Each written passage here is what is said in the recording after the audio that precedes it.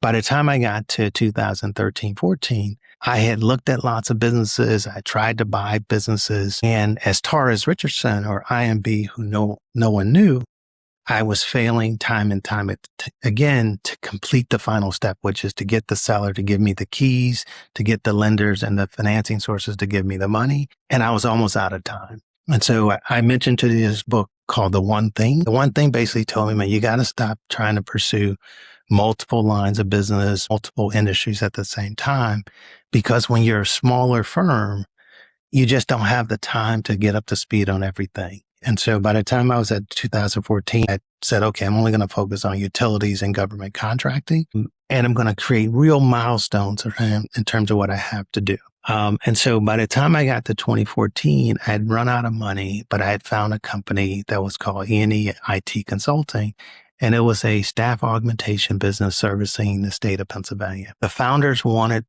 succession. They wanted to get out of the day-to-day work. They wanted a liquidity event, and they thought that they wanted to sell 100% and go home.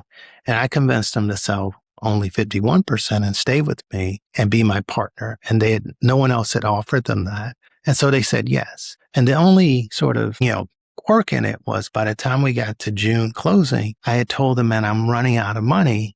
Do you think you can give me a seller loan for my portion of the investment? And so I basically bought that first transaction with no money down, because the seller I pledged my house, which I couldn't sell at the moment, as equity, but they gave me a seller note to basically fund the first transaction.